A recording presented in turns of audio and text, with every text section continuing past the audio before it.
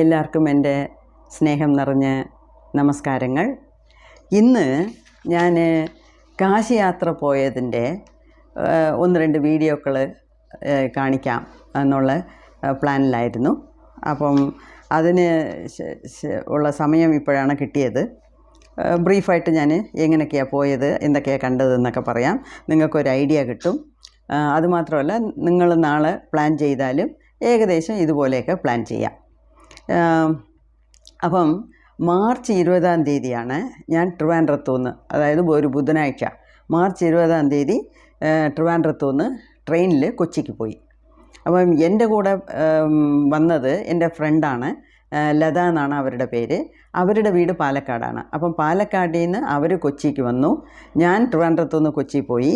കൊച്ചി കോമണായിട്ട് തിരഞ്ഞെടുക്കാനുള്ള കാര്യം, അടുത്ത ദിവസം ഫ്ലൈറ്റ് കൊച്ചിയിൽ നിന്നാണ് നമ്മൾ ബുക്ക് ചെയ്തിരുന്നത്. അതുമാത്രമല്ല, എൻ്റെ കൂടെ വന്ന ലതയുടെ മോളും മരുമോനും ഒരു ഫ്ലാറ്റിലാണ് താമസിക്കുന്നത് കൊച്ചിയിൽ. അത് നെടുമ്പാശ്ശേരി എയർപോർട്ടിൻ്റെ അടുത്താണ്. അപ്പം നമുക്ക് അടുത്ത ദിവസം ഫ്ലൈറ്റിൽ പോകാനും സൗകര്യമായിരിക്കും എന്ന് ഉള്ള രീതിയിൽ നമ്മൾ രണ്ടുപേരും കോമണായിട്ട് കൊച്ചിയിൽ പോയി ചേർന്നു. അവരുടെ വീട്ടിൽ രാത്രി സ്റ്റേ ചെയ്തു. പിന്നെ അടുത്ത ദിവസം മാർച്ച് 21 രാവിലെ 6 മണിക്കായിരുന്നു ഫ്ലൈറ്റ്. അപ്പം ഒരു 4 മണിക്കൊക്കെ അവിടെ എത്തി. ഫ്ലൈറ്റിൽ കൊച്ചി ടു ബാംഗ്ലൂറൊക്കെ വളരെ കുറഞ്ഞ സമയത്ത് എത്തി. പക്ഷേ അവിടെ ലേ ഓവർ ഉണ്ടായിരുന്നു. സോ ബാംഗ്ലൂർ എയർപോർട്ടിൽ തന്നെ ഒരു 4 മണിക്കൂർ വെയിറ്റ് ചെയ്യേണ്ടി വന്നു. പക്ഷേ നമുക്ക് ലഗേജ് ത്രൂ ആയിട്ട് പോയതുകൊണ്ട് ഒരു പ്രശ്നവുമില്ല. കയ്യിലുള്ള ചെറിയ ഒരു ലഗേജും വെച്ചുകൊണ്ട് നമ്മൾ എയർപോർട്ട് മൊത്തം കറങ്ങിക്കൊണ്ടിരുന്നു. ബാംഗ്ലൂർ ഇൻ്റർനാഷണൽ എയർപോർട്ട് എന്ന് പറയുന്നത് സ്വർഗ്ഗലോകം മാതിരി ആക്കി വെച്ചിട്ടുണ്ട്. ഈ ഒരുപാട് ചെടികളെന്ന് വെച്ചാൽ പ്ലാസ്റ്റിക് അല്ല, റിയലായിട്ടുമുള്ള ചെടികളൊക്കെ പച്ചയായിട്ടിരിക്കുന്നു. അതിനൊക്കെ മേളി വരെ ഈ ഇതൊക്കെ വെച്ച് മരുന്നൊഴിക്കുന്നു, വെള്ളം ഒഴിക്കുന്നു, നല്ല മെയിൻറ്റെയിൻ ചെയ്യുന്നു. അതുമാത്രമല്ല, ഈ മുളക്കമ്പ് വെച്ച് നല്ല കെട്ടിയിരിക്കുന്നു. ഞാൻ ആദ്യം വിചാരിച്ചു ഇത്രയും മുളയൊക്കെ എവിടുന്ന് കിട്ടും, ഇത് മുളയല്ല, പ്ലാസ്റ്റിക് ആയിരിക്കും എന്ന് വിചാരിച്ചു. പക്ഷേ അവിടെ ആരോ ഒരാൾ പറഞ്ഞു, അല്ല, ഇത് റിയലാണ്, ലോകത്തുനിന്ന് പല സ്ഥലങ്ങളിൽ നിന്നും കൊണ്ടുവന്നതാണ്. പക്ഷേ അതിനെയൊക്കെ കുറിച്ച് ഒരു റൈറ്റപ്പ് വെക്കണം അവർ. അപ്പോഴേ നമുക്ക് വെളിയിൽ നിന്ന് വരുന്നവർക്കൊക്കെ, ആദ്യമായിട്ട് വരുന്നവർക്കൊക്കെ കാണാൻ നല്ല അറിയാനും മനസ്സിലാക്കാനും പറ്റും. അങ്ങനെ വളരെ നല്ലതായിരുന്നു. പിന്നെ അവിടെ എയർപോർട്ടിൽ അറിയാമല്ലോ, ഒരു ചായ കുടിക്കണമെന്ന് എൻ്റെ ഫ്രണ്ട് പറഞ്ഞുകൊണ്ടിരുന്നു. ഒരു കടയിൽ കയറിയപ്പോൾ 250 രൂപ ഒരു ചായ. ശരി, പിന്നെ വേണ്ട എന്ന് വിചാരിച്ച് വേറൊരു ചായക്കടയിൽ കയറിയപ്പോഴാണ് 200 രൂപയോ എങ്ങാണ്ട് തുളസി ടീ. അവിടെയും മലയാളികളുണ്ടായിരുന്നു. ഒരു പെണ്ണ് തുളസി ടീയൊക്കെ ഇട്ട് തന്നു. പക്ഷേ അത് കുടിച്ചാൽ ഒരു 2 മണിക്കൂറിന് വേറെ ഒന്നും കഴിക്കണ്ട, അങ്ങനത്തെ ഒരിതായിരുന്നു. പിന്നെ രാവിലെ തന്നെ മോടെ വീട്ടിൽ നിന്ന് ഞങ്ങൾ ചപ്പാത്തിയൊക്കെ കെട്ടിക്കൊണ്ടുവന്നു, തക്കാളിക്കറിയൊക്കെ. അപ്പോൾ അത് തന്നെ എയർപോർട്ടിൽ വെച്ച് കഴിച്ചു. പിന്നെ ബാംഗ്ലൂരിൻ്റെ ഫ്ലൈറ്റ് വന്നു, അതായത് ബാംഗ്ലൂർ ടു വാരണാസി ഫ്ലൈറ്റ് വന്നു. അത് ഒരു 2 മണിക്കൂറെങ്ങാണ്ട് പെട്ടെന്ന് വാരണാസി, ലാൽ ബഹദൂർ ശാസ്ത്രി ഇൻ്റർനാഷണൽ എയർപോർട്ട് എന്നാണ് വാരണാസിയുടെ എയർപോർട്ടിൻ്റെ പേര്. അപ്പോൾ അവിടെ ഇറങ്ങി അവിടുന്ന് ഒരു ക്യാബ് ബുക്ക് ചെയ്ത് നമ്മൾ നേരെ വാരണാസിയിൽ, കാശിയിൽ നമ്മൾ നേരത്തെ ഇവിടുന്ന് ഒരു ഹോട്ടൽ ബുക്ക് ചെയ്തിരുന്നു, ഹോട്ടൽ വിശ്വനാഥ് ഇൻ നിന്ന്. അതിൽ തന്നെ നേരെ ക്യാബിൽ കൊണ്ടുപോയി ഇറങ്ങി. പിന്നെ അപ്പം ഞാൻ പറഞ്ഞില്ലേ, യാദൃശ്യമായിട്ട് എനിക്കൊരു ഫ്രണ്ട് കിട്ടി ഈ അഗസ്ത്യർ പിരമിഡിൽ പോയപ്പം. അവരുടെ സ്വന്തം സ്ഥലം ഹൈദരാബാദ്. അവർ എനിക്കൊരു ഈ പൂജയൊക്കെ ചെയ്യുന്നില്ല, അങ്ങനത്തെ ഒരാളിനെ നമ്പർ തന്നു. പാണ്ഡെ എന്ന് പറയും. പാണ്ഡെ എന്ന് പറഞ്ഞാൽ നോർത്ത് ഇന്ത്യയിൽ ബ്രാഹ്മിൻസാണ് പാണ്ഡെ എന്ന് പറയുന്നത്. ഇപ്പം നമ്മൾ നമ്പൂതിരി എന്നൊക്കെ പറയുന്നില്ല, അതുമാതിരി. അങ്ങനെ ഒരു പാണ്ഡെയുടെ നമ്പർ തന്നു. അപ്പം നേരെ അയാൾ ഞങ്ങളുടെ റൂമിൽ വന്നു. അന്ന് തന്നെ വൈകുന്നേരം നമ്മൾ കാലഭൈരവർ ടെമ്പിളിലോട്ട് പോയി. എന്ന് വെച്ചാൽ കാശി വിശ്വനാഥ ടെമ്പിളിനൊക്കെ പോകാൻ അന്ന് സമയമില്ല, പോയാലും ദർശനം കിട്ടുമെന്നുള്ളത് സംശയമായിരുന്നു. അപ്പം ശരി, വേണ്ട, ഉള്ള സമയത്ത് നമുക്ക് പോകാമെന്ന് പറഞ്ഞ് കാലഭൈരവർ ടെമ്പിൾ, അത് കാശിയിൽ കാണേണ്ട ഒരു ടെമ്പിളാണ്. പക്ഷേ കാണേണ്ടതെന്ന് പറയുമ്പോഴേ പവറുള്ളതാണ്. അതേസമയത്ത് അമ്പലങ്ങളൊക്കെ ചെറുതാണ്. വെറും കാലഭൈരവരുടെ പ്രതിമ വെച്ചിട്ടുണ്ട്. പക്ഷേ കാണാൻ ഉഗ്രനായിട്ടിരുന്നു. നല്ല നമ്മൾ തൊഴുതു. ഈ കാലഭൈരവർ എന്ന് പറയുന്നത് ഞാൻ എന്തുവാ ശ്ലോകങ്ങൾ പറഞ്ഞു തന്നപ്പോഴേ പറഞ്ഞിട്ടുണ്ട്. കാലകാലായ വിദ്മഹേ കാലാതീതായ ധീമഹി തന്നോ കാലഭൈരവ പ്രചോദയാത്. ഓം ഭൈരവായ വിദ്മഹേ ഹരിഹര ബ്രഹ്മാത്മകായ ധീമഹി തന്നോ സ്വർണ്ണാകർഷണ ഭൈരവ പ്രചോദയാത്. അങ്ങനെ 2 ശ്ലോകമുണ്ട്. അത് ഞാൻ പറഞ്ഞിട്ടുണ്ട്. അത് ഞാൻ എന്നും പറയും. എന്താണെന്ന് വെച്ചാൽ കാലഭൈരവർ എന്ന് പറയുന്നത് കാലത്തിൻ്റെ അധിപതി, പഞ്ചഭൂതങ്ങൾക്ക് അധിപതി, ദശവായുക്കൾക്ക് അധിപതി, 8 ദിക്കുകൾക്ക് അധിപതി, 9 ഗ്രഹങ്ങൾക്ക് അധിപതി, ശനി ഭഗവാന്റെ ഗുരുവാണ് കാലഭൈരവർ. അപ്പം ഇത്രയും പവറുള്ള, അതുമാത്രമല്ല കാലഭൈരവർ എന്ന് പറയുന്നത് ശിവൻ്റെ ഒരു അംശമാണ്. പിന്നെ കാലഭൈരവരുടെ വാഹനം എന്ന് പറയുന്നത് പട്ടിയാണ്. അപ്പം നമ്മൾ ഇപ്പം അവിടുന്ന് വാരണാസി ഇൻ്റർനാഷണൽ എയർപോർട്ടിൽ നിന്ന് നമ്മൾ കാറിലാണ് വന്നത്. എന്നാലും റൂമിൽ കയറി, റൂമിൽ നിന്ന് വെളിയിൽ വന്നു, കുറച്ച് ദൂരം നടന്നു. അപ്പോഴെങ്ങും നമ്മൾ ഒരു പട്ടിയും കണ്ടില്ല റോഡിൽ. പക്ഷേ ഈ കാലഭൈരവർ ടെമ്പിളിനകത്ത് കയറുമ്പോഴത്തേക്ക് ടെമ്പിൾ വരെ ഒന്നും നമുക്ക് ഓട്ടോയിൽ പോകാനൊക്കത്തില്ല. കുറേ ദൂരം തള്ളി തന്നെ നിന്നത്. പിന്നെ കുറച്ച് ഇടുക്കിലൊക്കെയാണ് പോകേണ്ടത്. അങ്ങനെ ഈ ഊടുവഴി കൂടെ അങ്ങനെ പോയപ്പം ആ അമ്പലത്തിൻ്റെ മുമ്പിൽ മാത്രം എത്ര പട്ടികളാണ് കിടക്കുന്നത്. ഞാൻ അതിശയിച്ചു പോയി. ഇതെല്ലാം കാലഭൈരവരുടെ വാഹനങ്ങളാണ് അവിടെ കിടക്കുന്നത്. അങ്ങനെ എൻ്റെ മനസ്സിൽ തോന്നി. അപ്പം നമ്മൾ 2 പേരും കൂടെ പോയി. ഈ പാണ്ഡേജി തന്നെയാണ് നമ്മളെ വിളിച്ചുകൊണ്ട് പോയത്. അങ്ങേരാണ് നമ്മളുടെ കൂടെ 4 ദിവസവും ഗൈഡായിട്ട് നിന്നത്. അവന് തനിയെ പൈസയൊക്കെ നമ്മൾ കൊടുത്തു. അതുമാത്രമല്ല നമ്മൾ കഴിക്കുന്നതെല്ലാം അവനും കൊടുത്തു. എല്ലാം നമ്മളുടെ ഒരു അംഗമായിട്ട് തന്നെയാണ് അവനെ കൊണ്ട് നടന്നത് നമ്മൾ. അപ്പോൾ കാലഭൈരവരെ നല്ലപോലെ തൊഴുതു. പിന്നെ ഏതോ ഒരു ഹോട്ടലിൽ കയറി സൗത്ത് ഇന്ത്യൻ ഡിഷ് കിട്ടുമെന്ന് പറഞ്ഞു. അങ്ങനെ അവിടെ പോയി ദോശയോ എങ്ങാണ്ട് കഴിച്ചിട്ട് നമ്മൾ റൂമിൽ പോയി കിടന്നു. അപ്പം കാശി പോകുന്നവർ കാലഭൈരവരെ കാണാതെ വരരുത്. അതുമാത്രമല്ല കാലഭൈരവരുടെ ഒരു ഇത് വിൽക്കുന്നുണ്ട്. ഈ സൂര്യൻ്റെ കൂട്ടിരിക്കും. അത് ഞാൻ ഇട്ട് കാണിക്കാം. അപ്പം അത് വാങ്ങിച്ചുകൊണ്ട് വന്നാൽ വീട്ടിനകത്തൊന്നും വയ്ക്കരുത്. ഗേറ്റിൻ്റെ വെളിയിൽ തൂക്കിയിടണം. വീട്ടിൻ്റെ മെയിൻ ഗേറ്റിൻ്റെ പുറത്ത് വേണം അത് തൂക്കിയിടാൻ. അപ്പം കാലഭൈരവർ എന്ന് പറയുമ്പം യമധർമ്മരാജാവിനെ പിടിച്ചു നിർത്തുന്ന ആൾ എന്നുള്ള ഒരു അർത്ഥത്തിലാണ് നമ്മളത് അവരൊക്കെ നോർത്ത് ഇന്ത്യയിൽ വെളി തൂക്കിയിടുന്നത്. അങ്ങനെ ഞാനും ഒന്ന് വാങ്ങിച്ചുകൊണ്ട് വന്നു. അതിൻ്റെ ഫോട്ടോ ഇട്ട് കാണിക്കാം. അങ്ങനെ 21-ാം തീയതി കഴിഞ്ഞു. പിന്നെ 22-ാം തീയതിയാണ് രാവിലെ കാശി വിശ്വനാഥ ടെമ്പിളിൽ പോകാനായിട്ട് നമ്മൾ പ്ലാൻ ചെയ്തിരുന്നത്. അപ്പം അവിടെ 3 മണിക്ക് നട തുറക്കും. 3 തൊട്ട് 4 വരെ മംഗളാരതി എന്ന് പറയും. മംഗളാരതി എന്ന് പറഞ്ഞാൽ അത് എന്തുവാന്ന് നമുക്ക് ഇതുവരെ കാണാൻ പറ്റിയില്ല. ഞാൻ 3 to 4 അകത്ത് കയറാനേ പറ്റിയില്ല. ഞങ്ങളവിടെ നിന്നില്ല. അതുമാത്രമല്ല ഈ മംഗളാരതി കാണാൻ 1 മാസത്തിന് മുമ്പേ ഓൺലൈനിൽ 300 രൂപ ടിക്കറ്റ് എടുക്കണമെന്ന് പറയുന്നു.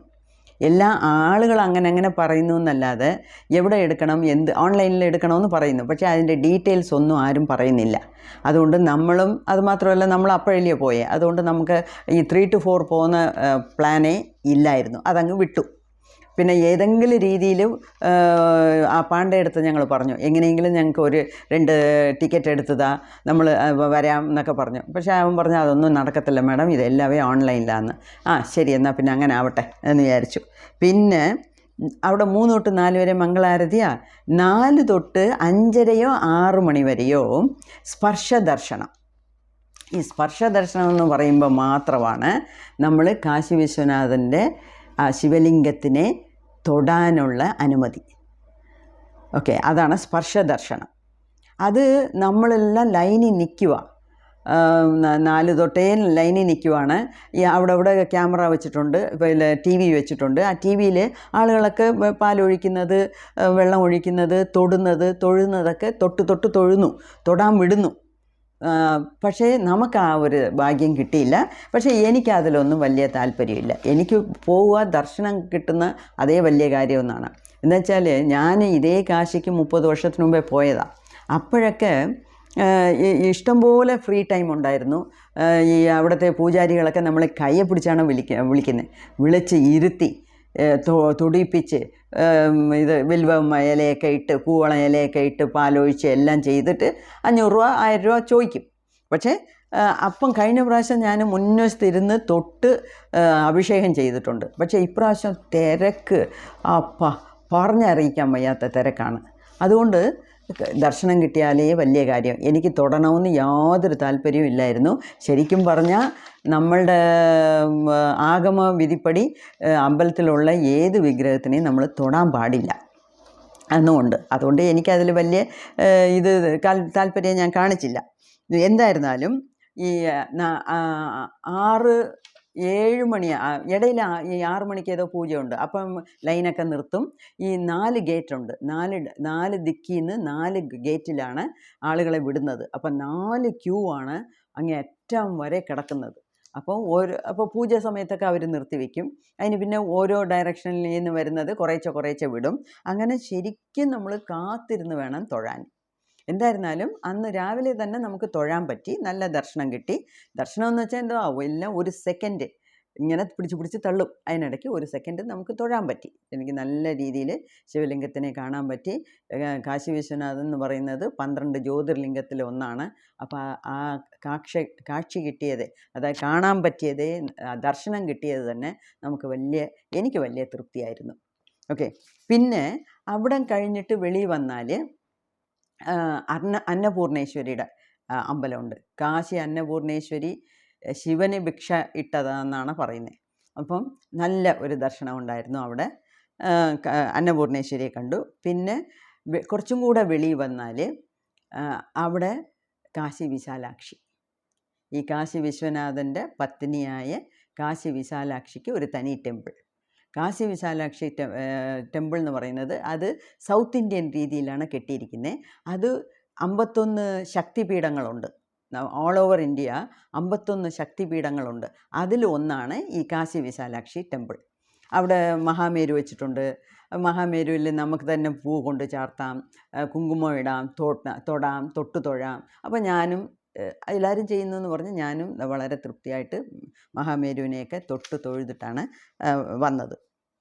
പിന്നെ പണ്ട് ഞാൻ കണ്ട കാശി വിശ്വനാഥൻ ടെമ്പിളിനും ഇപ്പോഴത്തേക്കും ഭയങ്കര മാറ്റങ്ങൾ വന്നിട്ടുണ്ട്. അത് മോഡി ഗവൺമെൻറ് വന്നേ പിന്നീട് ഒരുപാട് കോറിഡോറിന് തന്നെ എവിടെയോ ഞാൻ വാട്സപ്പിൽ വായിച്ചതാണ്, എത്ര ദൂരം ശരിയെന്നൊന്നും അറിഞ്ഞൂടാ, 330 കോടി രൂപ എങ്ങാണ്ട് ചിലവ് ചെയ്തിട്ടുണ്ട്.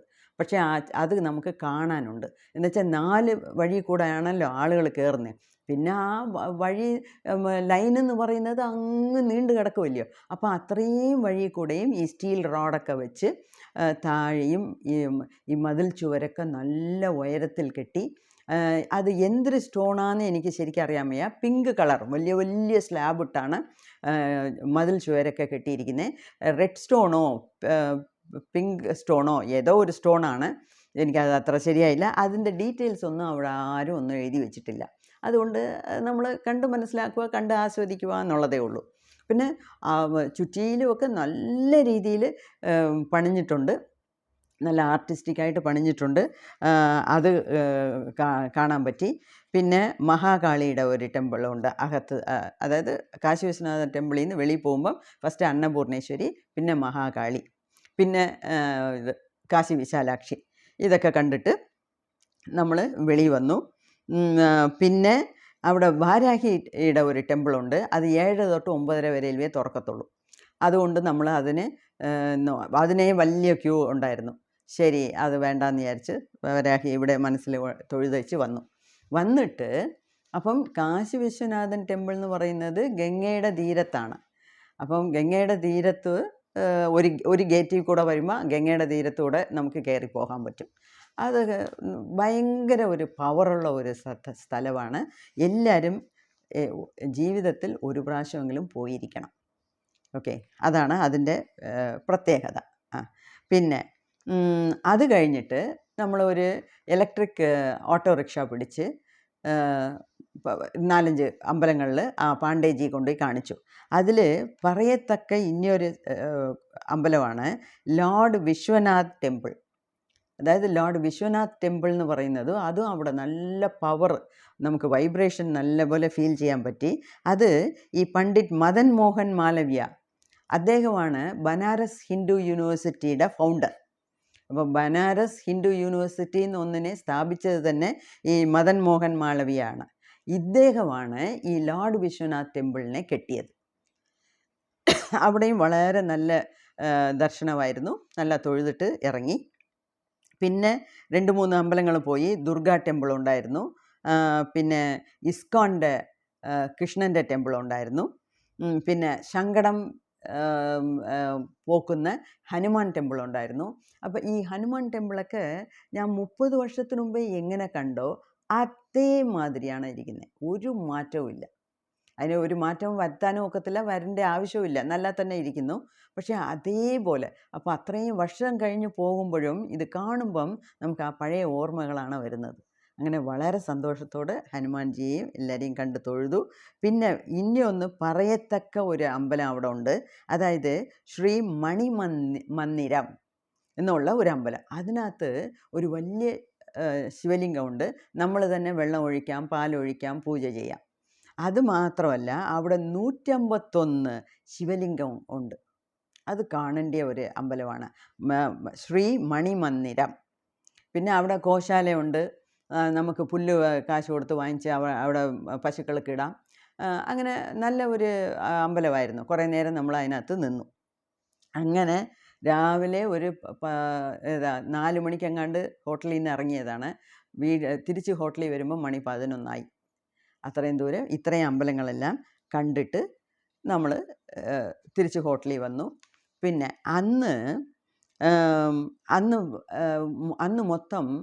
അന്ന് പ്രദോഷമായിരുന്നു. അപ്പം ഞാനും എൻ്റെ ഫ്രണ്ടും തീരുമാനിച്ചു പ്രദോഷത്തിന് വ്രതമായിട്ടിരിക്കാം, ഉച്ചയ്ക്ക് വേണമെങ്കിൽ കുറച്ച് ജ്യൂസോ പഴങ്ങളോ മാത്രം കഴിക്കാമെന്ന് വിചാരിച്ചു. അപ്പോൾ രാവിലെ നമ്മളൊന്നും കഴിക്കാൻ പോയില്ല. പോകുമ്പോൾ പാണ്ഡേജിയുടെ കയ്യിൽ കുറച്ച് പൈസ കൊടുത്തു, നീ പോയി നാഷ്ട കഴിച്ചോ എന്ന് പറഞ്ഞിട്ട് ഞങ്ങൾ 2 പേരും റൂമിൽ വന്നു. കുറച്ച് പഴങ്ങളുണ്ടായിരുന്നു, അത് മാത്രം കഴിച്ചു. പിന്നെ വൈകുന്നേരം 4:30 തൊട്ട് 6 മണി വരെയിലുമാണല്ലോ പ്രദോഷ സമയം. അപ്പം എങ്ങനെയെങ്കിലും കാശി വിശ്വനാഥനെ ഒന്ന് തൊഴണം എന്ന് വിചാരിച്ച് നമ്മൾ ഒരു 3 മണിക്കൊക്കെ വീണ്ടും ഇറങ്ങി, കുളിച്ചിട്ട് വീണ്ടും പോയി. അപ്പോഴും ഈ ക്യൂവിന് ഏത് സമയത്തും ഒരു കുറവില്ല, അങ്ങനെ നീണ്ട് കിടക്കുന്നു. എന്തായിരുന്നാലും വേറൊരു ഗേറ്റ് വഴിയാണ് കയറി. എല്ലാ സ്ഥലത്തും ക്യൂ തന്നെ, പക്ഷേ എന്തായിരുന്നാലും പ്രദോഷ സമയത്ത് 6-ന് മുമ്പേ തന്നെ നമുക്ക് ഇനിയൊരു പ്രാവശ്യം അന്ന് തന്നെ തൊഴാനുള്ള ഭാഗ്യം കിട്ടി. അപ്പം ഈ പ്രദോഷം അടുത്തത് വരുന്നത് ഇതാണ് പൗർണമി.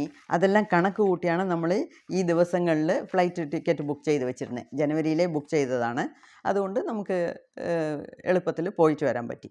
അങ്ങനെ മാർച്ച് 21-ഉം 22-ഉം അങ്ങനെ കഴിഞ്ഞു. ഓക്കെ, മാർച്ച് 22-നാണ് രാവിലെ തൊട്ട് എല്ലാ അമ്പലങ്ങളും കണ്ടത്. പിന്നെ വൈകുന്നേരം വീണ്ടും കാശി വിശ്വനാഥനെ കണ്ടു. പിന്നെ മാർച്ച് 23-ാം തീയതി ശനിയാഴ്ച അവിടുന്ന്, അതായത് വാരണാസിയിൽ നിന്ന് പ്രയാഗ്രാജ് എന്നുള്ള സ്ഥലം പോയി. ഈ പ്രയാഗ്രാജ് എന്നുള്ളത് അലഹബാദിൻ്റെ പുതിയ പേരാണ് പ്രയാഗ്രാജ്. അവിടെയാണ് ഈ ത്രിവേണി സംഗമം ഉള്ളത്. ത്രിവേണി സംഗമം എന്ന് പറയുന്നത് 3 നദികളുടെ സംഗമം, അതായത് ഗംഗ, യമുന, സരസ്വതി.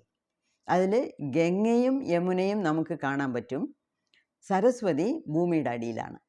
അത് ഏതോ ഇത് വസിഷ്ഠ മുനിയോ ആരോ ഇങ്ങനെ എഴുതിക്കൊണ്ടിരുന്നപ്പം ഈ സരസ്വതി ഭയങ്കര ശബ്ദത്തോടുകൂടി ഇങ്ങനെ ഓടിക്കൊണ്ടിരുന്നപ്പം എന്നെ ഡിസ്റ്റർബ് ചെയ്യാതെ നീ പോ, ഭൂമിക്കടിയിൽ പോ എന്നങ്ങാണ്ട് മുനി ശാപം കൊടുത്തുന്നു. അപ്പം സരസ്വതി നദിയെ നമുക്ക് കണ്ണിൽ കാണാൻ പറ്റത്തില്ല, ഭൂമിയുടെ അടിയിൽ ഓടുന്നു എന്നാണ് ഇപ്പോഴും അതിൻ്റെ ഐതിഹ്യം. അപ്പം ഈ 3 നദികളുടെയും സംഗമമാണ് ത്രിവേണി സംഗമം. അപ്പോൾ അതിന് ഞങ്ങൾ വാരണാസിയിൽ നിന്ന് 125 കിലോമീറ്ററേ ഉള്ളൂ ഈ അലഹാബാദ് എന്ന് പറയുന്ന പഴയ പേര് അലഹാബാദ്, പ്രയാഗ്രാജ് 125 കിലോമീറ്ററേ ഉള്ളൂ. പക്ഷേ നമ്മൾ കാർ എടുത്തുകൊണ്ട് പോയി, 2 പേരും പാണ്ഡേജിയും കൂടെ കൊണ്ടുപോയി. അങ്ങനെ ഒരു പ്രൈവറ്റ് ടാക്സി എടുത്തുകൊണ്ട് പോയി, 4000 രൂപ ആയി അതിന്. അവിടെ കൊണ്ടുപോയി ഗംഗയുടെ തീരത്തെ നമുക്ക് അതുവരെയല്ലേ കാർ പോകത്തുള്ളൂ, അതിന് പിന്നെ ബോട്ടിൽ പോകണം. അങ്ങനെ ഒരു പ്രൈവറ്റ് ബോട്ടും നമ്മളെടുത്തു. എന്താ വെച്ചാൽ കോമൺ ബോട്ടിൽ കുറേ പേര് വരുന്നവരെ കാത്തിരിക്കണം, നമുക്ക് സമയമില്ല, അന്ന് തന്നെ തിരിച്ച് ഹോട്ടലിൽ വരണം എന്നൊക്കെ ഉള്ളതുകൊണ്ട് അന്ന് പ്രൈവറ്റ് ബോട്ട് എടുത്ത് ഞങ്ങൾ 3 പേരും കൂടെ അതിനൊരു 2000 രൂപ ബോട്ടിൽ പോയി ഈ നടുക്കടലിൽ കടലിലല്ല സംഗമിക്കുന്ന ഈ 3 നദികളും സംഗമിക്കുന്ന ത്രിവേണി സംഗമം വരെ ബോട്ടിൽ പോയി. അത് തന്നെ കുറേ നേരം പോയിട്ട് അവിടെ പോയ ഉടനെ ഒരുത്തൻ വന്ന് 100 രൂപ ഇട്, 100 രൂപ ഇട്, കുളിക്കാൻ 100 രൂപ ഇടുന്നു. ഞാൻ പറഞ്ഞു ഞാൻ തന്നെ കുളിച്ചോളാം, നീ നിനക്ക് എന്തിനാ കാശ് തരുന്നേ? അപ്പം പറഞ്ഞു ഇല്ലല്ല, ഈ ഒരു സ്ഥലത്തിൽ വേണം നിൽക്കാൻ, അവിടെ നിന്ന് വേണം കുളിക്കാൻ, അതിന് പൈസ വേണം. തൊട്ടേനും പിടിച്ചതിനൊക്കെ പൈസ തന്നെയാണ് വെളിയിൽ പോയാൽ. ശരി, ഇനി അവൻ്റെ അടുത്ത് ഒരുപാട് നമ്മൾ തർക്കിക്കണ്ടെന്ന് പറഞ്ഞ് അവന് 100 രൂപ കൊടുത്തപ്പം ആളുകളൊക്കെ ബോട്ടിൽ നിന്ന് താഴെ ഇറങ്ങി വെള്ളത്തിൽ മുങ്ങി കുളിക്കുന്നു. പക്ഷേ ഞാനങ്ങനെ വെള്ളത്തിൽ ഇറങ്ങി മുങ്ങാൻ പോയില്ല. എൻ്റെ ഫ്രണ്ട് കുറച്ച് ഒന്ന് മുങ്ങി. അപ്പോൾ അവൻ അവിടെ ഒരു തിണ്ട് പോലെ ഇട്ട് വെച്ചിട്ടുണ്ട്. അതായത് ബോട്ടിനെ കൊണ്ടുപോയി ആ തിണ്ടിൻ്റെ അവിടെ കൊണ്ടുപോയി കെട്ടും. അപ്പം ബോട്ടിൽ നിന്ന് വേണമെങ്കിൽ ചാടി വെള്ളത്തിൽ ഇറങ്ങി കുളിക്കാം, അല്ലെങ്കിൽ അവിടെ ഒരു തിണ്ട് പോലെ ഇല്ലയോ, അതിൻ്റെ പുറത്തിരുന്ന് കുളിക്കാം. അതിനാണ് അവൻ 100 രൂപ ചോദിച്ചത്. പിന്നാണ് എനിക്ക് മനസ്സിലായത്. ശരി, അവൻ ഒരു മഗ്ഗും തന്നു. അങ്ങനെ ഞാൻ അവിടെ ഉറച്ചിരുന്ന് കുറേ നേരം ആ വെള്ളം എടുത്ത് കുളിച്ചു. അപ്പം ത്രിവേണി സംഗമത്തിലും കുളിച്ച ഒരു പുണ്യം കിട്ടി. ആ ബോട്ടിൽ ഇങ്ങനെ തുഴഞ്ഞു പോന്നവൻ അവൻ കാണിച്ചു തന്നു നമുക്ക് 2 കളർ. ഒരു സൈഡ് പച്ച കളറുണ്ട്, അത് യമുന. ഇനിയൊരു സൈഡ് വെള്ളം ബ്രൗൺ കളറിലുണ്ട്, അത് ഗംഗ. അപ്പം നമ്മൾ വെറുതെ ഇങ്ങനെ കണ്ണുകൊണ്ട് കണ്ടാലേ 2 നദിയും ഇങ്ങനെ വന്ന് ചേരുന്ന പോലെയുള്ള ഒരു സ്ഥലത്താണ് നമ്മൾ ബോട്ടിൽ കൊണ്ടുപോയി നിർത്തിയത്. അത് 2 കളറും നല്ല വ്യത്യാസമുണ്ട്, പച്ച കളറും ബ്രൗൺ കളറും. അങ്ങനെ പിന്നെ അവിടുന്ന് തിരിച്ച് ബോട്ടിൽ അവൻ ഇവിടെ കൊണ്ടുവന്ന് വിട്ടു. കാറെടുത്ത് അവിടെ വേറെ ഒരു 2 അമ്പലം കണ്ടു. അതായത് ഹനുമാൻ്റെ ടെമ്പിളൊന്ന് കണ്ടായിരുന്നു. അതിന് പിന്നെ അവിടെ വേറൊരു ശക്തിപീഠമുണ്ട്. ഈ 51 ശക്തിപീഠത്തിൽ അവിടെ ഇനിയൊരു ശക്തിപീഠമുണ്ട്. അതായത് മാതേശ്വരി, ശ്രീ മാതേശ്വരി എന്ന് പറഞ്ഞ് ഒരു ദേവിയുടെ അവിടെ നമ്മൾ ദേവി എന്ന് പറഞ്ഞേ ഇങ്ങനെ അകത്ത് കയറിയപ്പോൾ അവിടെ ദേവിയായിട്ട് ഒരു പ്രതിമയും ഒന്നുമില്ല. നടുക്ക് ഒരു 4 ചുറ്റും കെട്ടിയിട്ട് നടുക്ക് എന്തോ ഇങ്ങനെ വെച്ചിരിക്കുന്നു. ഞാൻ വിചാരിച്ചു ശരി അത് തൂണ് പോലെ ആയിരിക്കും എന്ന് പറഞ്ഞ് അകത്ത് കയറിയപ്പം വെളിയിൽ വരാനുള്ള സ്ഥലം. അപ്പം ദേവി എവിടെ എന്ന് നോക്കിയപ്പം അങ്ങനെ ഈ തൂണ് പോലെ കെട്ടി വെച്ചിരുന്നില്ല, അതാണ് അവിടുത്തെ സങ്കല്പം, ദേവി എന്നുള്ള സങ്കല്പം. അങ്ങനെ പിന്നെ വീണ്ടും അവിടെ തൊഴുതിട്ട് ഞങ്ങൾ വെളിയിൽ വന്ന് കാറെടുത്ത് നേരെ ഹോട്ടലിൽ വന്ന് എന്താ വലിയ കഴിപ്പൊന്നുമില്ല അവിടെ. എന്നുവെച്ചാൽ അവിടുത്തെ ഫുഡൊന്നും നമുക്ക് ചേരത്തില്ല. അതുകൊണ്ട് വളരെ കെയർഫുള്ളായിരിക്കണം. എന്നുവെച്ചാൽ അവിടുത്തെ എണ്ണ ഈ സൺഫ്ലവർ ഓയിലോ ഈ കടുകെണ്ണയോ എന്തൊക്കെയോ ഉപയോഗിക്കുന്നുണ്ട്. അത് നല്ല ഫുഡ് കിട്ടുന്നതേ അപൂർവം. അവിടെയൊക്കെ ഈ ചോള ഭട്ടൂര, സമോസ, ജിലേബി ഇതൊക്കെയാണ് അവരുടെ സ്റ്റേപ്പിൾ ഫുഡ്, എപ്പോഴും സ്ഥിരം കഴിക്കുന്ന ഫുഡ്. അതിൽ പിന്നെ അഥവാ എവിടെയെങ്കിലും ഒരു ദോശയോ എന്തെങ്കിലും കിട്ടിയാൽ തന്നെ അത് നമുക്ക് വായി വയ്ക്കുമ്പോഴേ തികട്ടുന്നു. ആ എണ്ണ നമുക്ക് പിടിക്കുന്നില്ല, എണ്ണയുടെ ടേസ്റ്റൊന്നും നമുക്ക് അത്ര പിടിക്കുന്നില്ല. അങ്ങനെ ശനിയാഴ്ചയായി. പിന്നെ ഞായറാഴ്ച പിന്നെ 24-ാം തീയതി 23-ാം തീയതി ശനിയാഴ്ചയാണല്ലോ ത്രിവേണി സംഗമം പോയേ. പിന്നെ മാർച്ച് 24-ാം തീയതി പൗർണമിയായിരുന്നു. ഹോളിയുടെ ഭയങ്കര ആഘോഷങ്ങൾ തുടങ്ങിയിരുന്നു. ഹോളി എന്ന് പറയുന്നത് ഞായർ തിങ്കൾ എല്ലാം അവരുടെ ഹോളി ആഘോഷമായിരുന്നു. അപ്പം നമ്മളെന്ത് ചെയ്തു, അന്ന് പൗർണമിയാണല്ലോ എന്ന് വിചാരിച്ച് രാത്രി 1 മണിക്ക് എണ്ണിച്ച് ചൂടുവെള്ളം ഇട്ട് കുളിച്ചിട്ട് 2 മണിക്ക് ഞങ്ങൾ 2 പേരും കൂടെ വെളിയിലിറങ്ങി. അവിടെ വേറെ പേടിക്കാനൊന്നുമില്ല. അപ്പം അവിടെ ഒരു ഓട്ടോ പിടിച്ച് അമ്പലത്തിൻ്റെ വാതിൽക്കൽ പോയി ഇറങ്ങി. പക്ഷേ അന്ന് ഞങ്ങൾ അത്രയും നേരത്തെ പോയത് ഈ സ്പർശ ദർശനം കിട്ടിയാൽ കൊള്ളാമെന്നുള്ള ഒരു ആഗ്രഹത്തിലും കൂടെയാണ് പോയത്. പക്ഷേ അന്നും അത് നടന്നില്ല. 2 തൊട്ട് 4 വരെ അമ്പലത്തിൻ്റെ വെളിയിലേ നിന്നു. പിന്നെ 4 മണിക്ക് ശേഷം അകത്ത് പോയി ക്യൂവിൽ കയറി വന്നപ്പം അവിടെ വെച്ചിരിക്കുന്ന ടി വിയിൽ ആളുകൾ തൊഴുന്നത് നമുക്ക് കാണാൻ പറ്റി. പക്ഷേ നമുക്ക് ആ ഭാഗ്യം കിട്ടിയില്ല. പക്ഷേ എനിക്കതിലൊന്നും മനസ്സിൽ യാതൊരു പ്രയാസവും ഇല്ല. അങ്ങനെ നല്ലപോലെ അന്ന് തൊഴുതിട്ട് രാവിലെ ഒരു 8 മണിയായപ്പോൾ റൂമിൽ വന്നപ്പം പാണ്ഡേജിയും വന്നു. പാണ്ഡേജിയും കൂടെ അവൻ തന്നെ ഒരു ഓട്ടോ എടുത്തുകൊണ്ട് വന്നു. ഇലക്ട്രിക് വെഹിക്കിളായിരുന്നു ഓട്ടോ. അതിൽ ഞങ്ങൾ സാരനാഥ് പോയി. ഈ ഷാർനാഥ് എന്ന് പറയുന്നത് ഫസ്റ്റ് ഗൗതമ ബുദ്ധയ്ക്ക് ജ്ഞാനോദയം കിട്ടിയ ആ ബോധിമരത്തിൻ്റെ അടിയിലിരുന്നതും അവിടുന്നാണ് അദ്ദേഹം ബോധന ചെയ്തതും. അപ്പം ഈ പാലി ലാംഗ്വേജിൽ കുറേ ദിവസം അവിടെ തന്നെ ഇരുന്ന് ബോധന ചെയ്ത സ്ഥലങ്ങൾ അതൊന്ന് ഇപ്പോൾ ആർക്കിയോളജിക്കൽ ഡിപ്പാർട്ട്മെൻറ്റ് ഓഫ് ഇന്ത്യ എടുത്തിട്ടുണ്ട്. എന്നുവെച്ചാൽ ഒരുപാട് കെട്ടിടങ്ങളൊക്കെ ഇങ്ങനെ തറമട്ടമായി കരിങ്കല്ല് വെച്ച് കെട്ടിയത് പഴയതെല്ലാം, പക്ഷേ അതിനെ നല്ല രീതിയിൽ അവർ കാത്തു സൂക്ഷിക്കുന്നുണ്ട്. പിന്നെ വലിയ ഒരു സ്തൂപം ഉണ്ടായിരുന്നു. ചിലപ്പം ഗൗതമ ബുദ്ധ ഇവിടെ ആയിരിക്കും നിന്ന് ആദ്യമായിട്ട് ഈ ആനാപാനസതിയുടെയൊക്കെ പറഞ്ഞു കൊടുത്തതും എല്ലാം. എന്തായിരുന്നാലും അത് കാണേണ്ട ഒരു സ്ഥലമാണ്. 2-3 സ്ഥലങ്ങൾ അതിൻ്റെ അടുത്തടുത്തുണ്ട്. അപ്പോൾ അതിൽ ഗൗതമ ബുദ്ധയുടെ പ്രതിമയും പല കാര്യങ്ങളുമൊക്കെ ഉണ്ടായിരുന്നു. അതൊക്കെ കണ്ടു. പിന്നെ 25-ാം തീയതി വൈകുന്നേരം, അന്നും രാവിലെ അമ്പലത്തിൽ പോയി, വൈകുന്നേരം ഗംഗാ ആരതി കാണാനായിട്ടാണ് ഞങ്ങൾ ഒരുങ്ങിയത്. എന്താ വെച്ചാൽ 2 ദിവസം മുമ്പേ ഗംഗാ ആരതി കാണാനായിട്ട് നോക്കി. ഭയങ്കര തിരക്കെന്ന് വെച്ചാൽ വൈകുന്നേരം ഗംഗാ ആരതി എന്ന് പറയുന്നത് ഗംഗയ്ക്ക് ആരതി എടുക്കുന്നത്, തൊഴുന്നത്, പാട്ട് പാടുന്നത്, പൂജ ചെയ്യുന്നതൊക്കെയാണ്. ഈ 16 വിധമായിട്ടുള്ള ആരതിയാണ് അവർ എടുത്ത് കാണിക്കുന്നത്. ഷോഡശ ഉപചാരം എന്ന് പറയും. അതുപോലെ അത് നമ്മൾ ചില വലിയ വലിയ അമ്പലങ്ങളിലും കൂടെ കാണാം സന്ധ്യയ്ക്ക്. അതൊക്കെ അതേപോലെ ഗംഗയ്ക്ക് ചെയ്തു. അത് തുടങ്ങുന്നത് ഒരു 6:30 മണിക്കൊക്കെ പാട്ട് തുടങ്ങും, ഭജന തുടങ്ങും. 6:45 തൊട്ട് 7:30 വരെ ഓരോ ആരതിയായിട്ട് കാണിച്ച് നല്ല രീതിയിൽ. പക്ഷേ അതിനുള്ള തിരക്ക് ഏകദേശം ഓരോ ദിവസവും 50,000 ആൾക്കാർ വരും. അവിടെ കുറേ കസേരകളൊക്കെ ഇട്ടിട്ടുണ്ട്, പിന്നെ പടികൾ കെട്ടിയിട്ടിട്ടുണ്ട്. അതിന് പുറയിൽ നിൽക്കുന്ന ആൾക്കാർ എന്ന് വേണ്ട എല്ലാ ദിവസവും ഒരു 50,000 ആൾക്കാരുണ്ട്. അത് കാണേണ്ട ഒരു കാക്ഷിയാണ്. അതും കൂടെ കണ്ടു. ഗംഗാ ആരതിയൊക്കെ കണ്ടു. 80 ഘാട്ടുകളുണ്ട്. അതായത് ഈ ഗംഗയുടെ തീരത്തൂടെ അതിൽ ബോട്ട് സർവീസൊക്കെ ഉണ്ട്. എല്ലാ ഘാട്ടിലും ഒന്നും ബോട്ട് നിൽക്കത്തില്ല. പിന്നെ ഒരു ഘാട്ടിൽ നിന്ന്, അതായത് ഈ കാശി വിശ്വനാഥൻ്റെ ടെമ്പിളിൻ്റെ അടുത്തുള്ള പോകുന്ന ഒരു ഘാട്ടിൽ അവർ നിർത്തും. പിന്നെ അസി ഘാട്ട് എന്നുണ്ട്. പിന്നെ മണികർണിക ഘാട്ട്. ഈ മണികർണിക ഘാട്ടിലാണ് ഈ പ്രേതങ്ങളെയൊക്കെ കത്തിക്കുന്നത്. പിന്നെ അതിൻ്റെ അപ്പുറത്ത് ഹരിചന്ദ്ര ഘാട്ട് എന്ന് ഒന്നുണ്ട് പോലും, പക്ഷെ ഞാൻ പോയില്ല.